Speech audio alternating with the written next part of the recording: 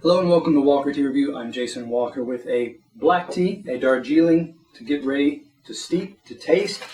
As of mid-August of 2013, there's a little bit of unrest in the Darjeeling area, or there was recently. Labor issues, some strikes and whatnot going on. As I'm talking, I'm scooping out enough here into my tasting cup. I want to make sure that I do have a little bit left to actually look at and smell, but that's going to cover the bottom surface of my approximately 3 ounce-ish size tasting cup here. Water's been brought to an early boil. I'm going to add enough water so that it will rest. It will stop just below this little U-shaped pouring area here. That looks good. Put my lid on. Let that steep for a moment. Get this kettle out of my way. Introduce this tea. This is from DarjeelingTeaBoutique. This is their first flush 2013 Puttabong1FWonder from the Puttabong tea estate. As it implies, it is a first flush. You can get 100 grams for $19.95 US. This is the website, the product page for this particular tea says that this is an FTG FOP, fancy tippy golden flowery, almost forgot it, flowery orange peco. What that means. Information on my package here. Of course, it's DarjeelingTeaBoutique.com is the site.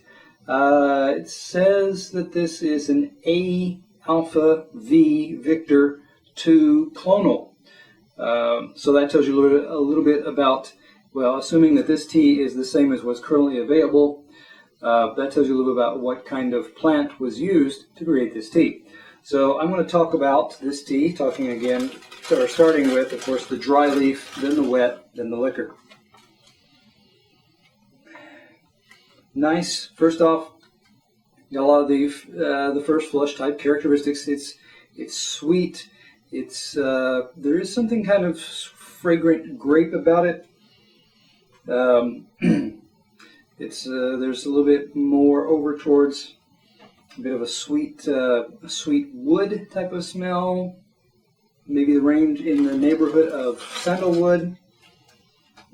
I get a little bit of a kind of a spice note, whether it's allspice, a little bit of clove-like element, something there that is a sweet spice kind of element. Let me scoop out a few of these leaves to look at. Now these leaves, a Darjeeling can get oxidized to various degrees. This particular one looks to have been oxidized to a much lower degree, so I'm getting first off, I'm getting a lot of, I should notice that, say 20%, 10 to 20% of these leaves are a fuzzy tip or bud, so that's a positive note. Good ratio there, pretty good ratio there. Again, but the color-wise, so I've got that silvery green type of color. I get a lot of lighter green colors there of younger, fresher, smaller buds, smaller leaves. The leaves are, say, in many cases, an inch or less in size. So they are the younger looking, more tender looking leaves there. I do get moving over towards a bit of a light brown, maybe a tinge of a smattering of gray in there, so it's a very pale bister, if I had to say it that way, with that combination of that combination of brown, gray, blackish, but this is very pale in that area. Okay, so having looked at those leaves for a moment, I'm going to be ready now to pour into my pitcher rather. Now with a tasting set, you often have a white porcelain cup that's just right, so that when you tilt this over, the rim of the bowl, the cup, holds the lid in place and keeps the whole cup here, this tasting cup, from falling into that bowl that you then look at for observing. I'm not going to do that. I'm I want us to be able to see the liquor, so I'm going to pour it just like so. Now I'm pouring a little bit, it's a little bit slower because I'm pressing down on the lid to kind of keep it on. You do have a hole in the lid up here that allows the air to flow, but not always as smoothly. You can kind of lift your finger in there and get a little bit of more airflow. I'm going to shake this now to get those last few drops. That looks good. And I'm going to shake this a little bit more so that you'll see my leaves will then be able to rest on top of my lid to be able to examine them. First off, I do want to give it a smell.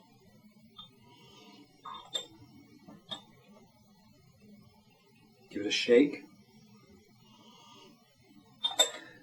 Light, first off, still that kind of grape skin type of fragrance. It's sweet. It's slightly almost floral-like in its aspect.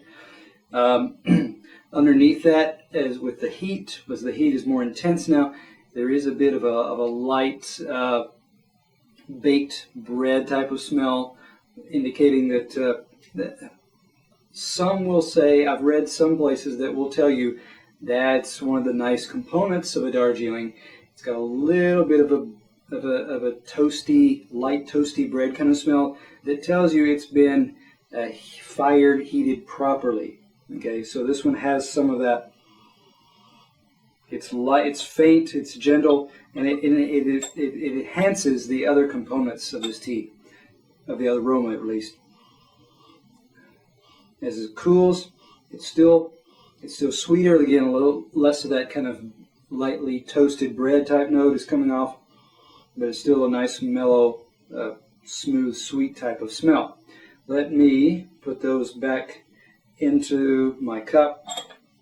Turn my lid down like that. Shake.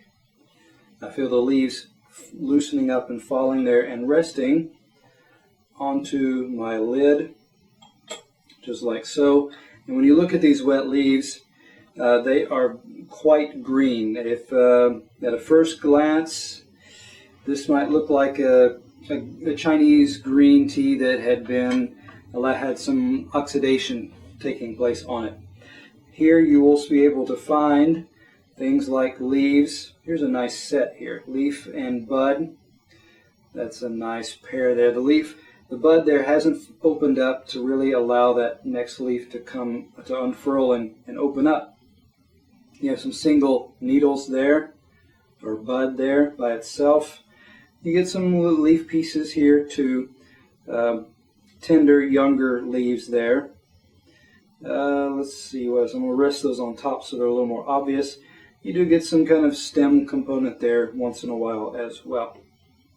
So, here's another nice leaf with a bit more oxidation, leaf portion I should say.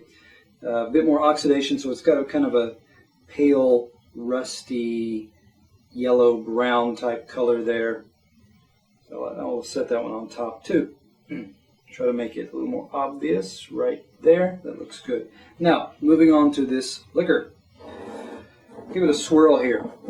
Get the steam off the side so that when I hold that up, the light passes through and you're able to see that light, that almost watered down honey kind of look. It's golden, but it's a light golden color. Okay. Still got some sweet notes. Right now a little bit more in the kind of allspice with boiled corn type of smell. See how it goes here in the cup. Nice as I look down in the color in the cup here.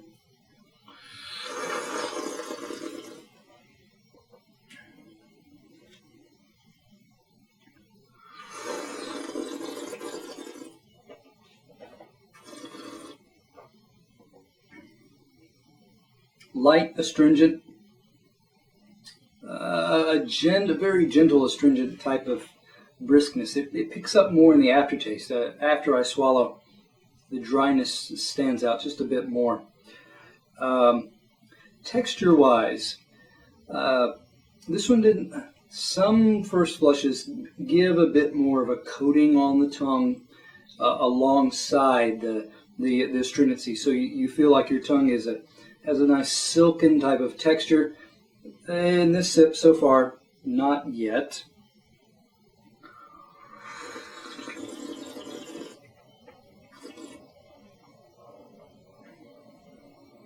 So far, still a little bit watery in its feel, and so that kind of affects the overall impression here. There is some of the sweet allspice grape skin component, but it's light, it's gentle. It's not the most pronounced among First Flush Darjeelings that I've ever come across.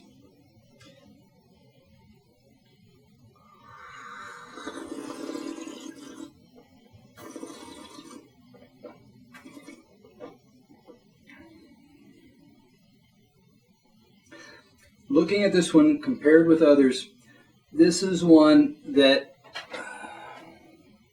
I've met people who enjoy this kind of tea because it is subtlety. It is nuance. I have to sit back and draw it out. And then as I sit and wait, I feel I detect a little bit more of the aroma.